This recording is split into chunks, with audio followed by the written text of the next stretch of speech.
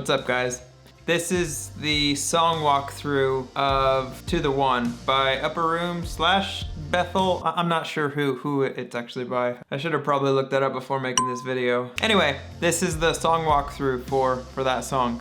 I uploaded the actual full video on my channel, so I'll put a link to it up there if you want to just watch that dedicated video. But this is a walkthrough of what's kind of going on in my head for these flow sections and stuff like this. So a little context before we get into it. Going into this song, we knew that it was going to be like a spontaneous kind of thing. So I knew the core grooves of the song and I knew the roadmap, but past that, we kind of like left it up to whatever kind of happened. In those moments, basically, I just want to know like the meat and potatoes of the song and then kind of be flexible with the arrangement and everything else. And that's kind of what this is. Let's go ahead and get into it. Here we go.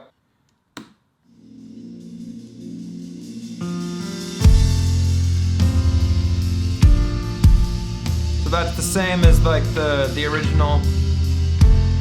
Kind of doing kick, floor, and ride cymbal stuff.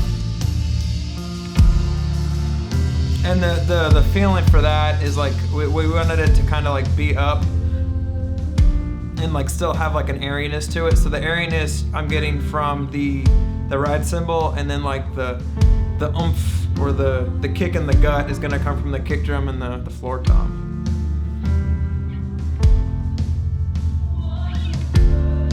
Same for the verse, doing floor tom stuff with the kick drum, no cymbals to just kind of bring it down.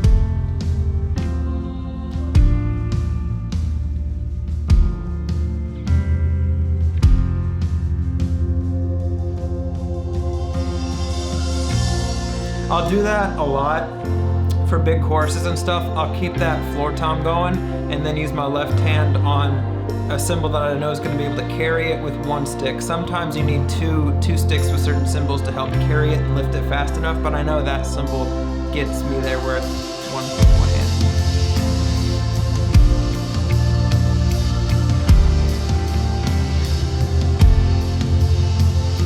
Same thing as before, just a big old turnaround again, keeping it lifted, but still like kind of staying out of the way, just to like give the song room to grow, if that makes sense. And this verse is just lifted a little bit, so to do that, all I did was add eighth notes with my foot and a snare drum, just to kind of give it some more energy, but still keep it kind of chill. Because I still need to, this song's gonna get massive towards the end, and I still want to keep that in mind this early in the song.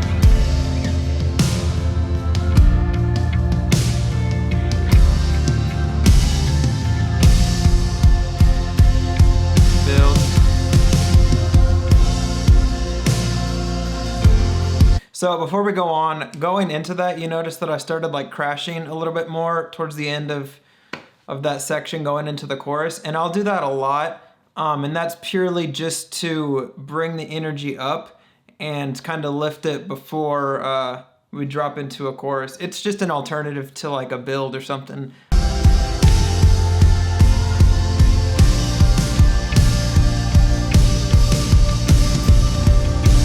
So right there, when I go, that's a fill that like, it's something that I do instead of doing like, because I still, again, I want to save that to the last possible moment, because that is like top of the list, top energy, prime, like we're getting ready to like just blow it off to the next level. So I do the to like still give it a little bit more of like a lift and energy and like oh, okay, but I'm not capping out, if that makes sense.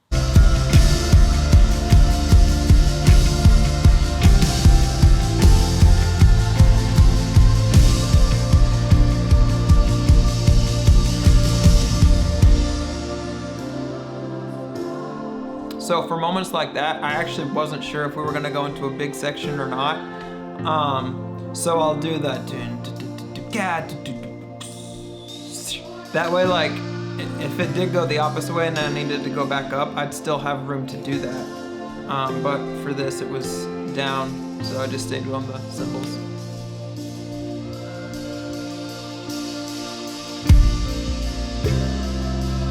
Switched over to drum pad just to give it a little bit more of a change dynamically instead of going back to the floor. I could have gone to the floor, but I had the drum pad there, so I figured I would use that. You can use either one.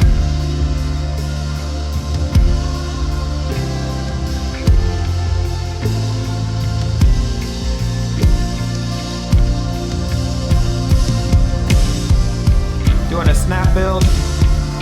Basically, a snap build is just going to be, a snap build is basically just going to be a floor, kick drum, hi-hats, and then you're going to do like, when you hit the snare, you'll crash on a cymbal. So like, bah, doo, doo, bah. That's what a snap build is.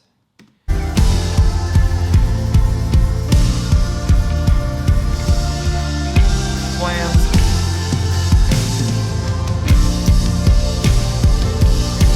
Again with a dun dun dun dun dun dun. And then after that, when I'm driving, I'm using that floor tom too to like kind of tie in the intro, but also like still keep it big, because you also want your drum parts to have consistency and have a theme overall, and that basically does that for me, including that floor tom.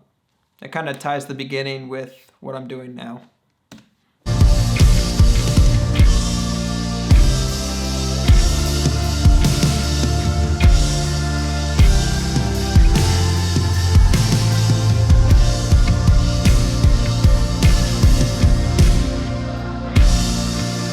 Stop. MD called that last second, so I was like, yeah.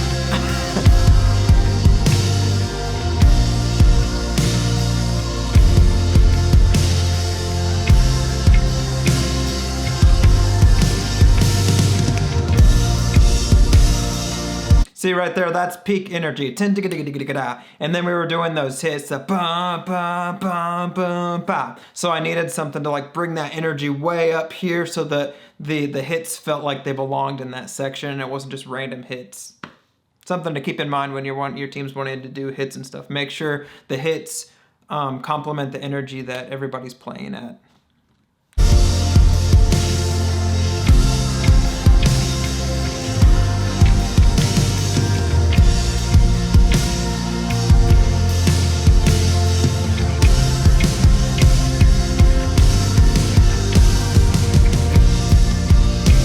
Again, doing the intro thing, but still having super crazy energy. I'm using that floor tom to tie all of it in.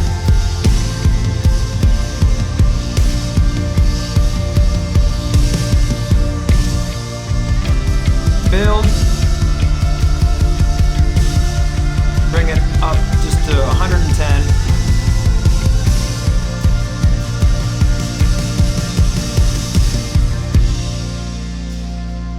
They told us to bring it down last second, so I did.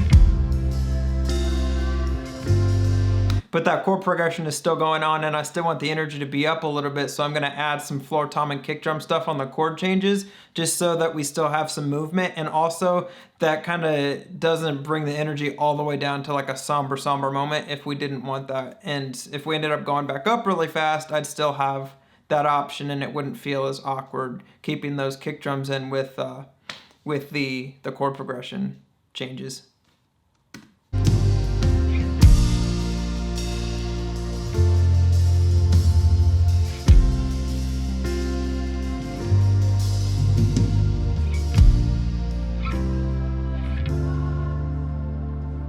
Now I brought it down all the way to cymbals because we're for sure keeping it a somber moment going into the next song.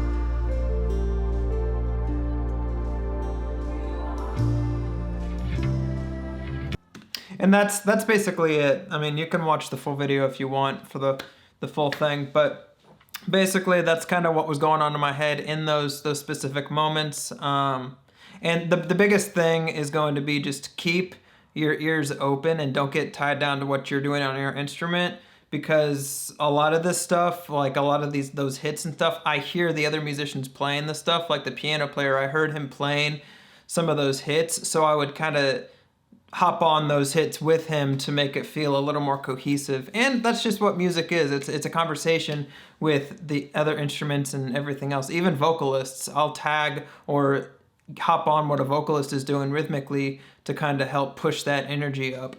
So yeah, hopefully that helped. If it did, let me know down in the comments. I like doing these vlogs because it's fun. I get to explain what I did and everything else, but that's all I got for you today. Thanks, guys.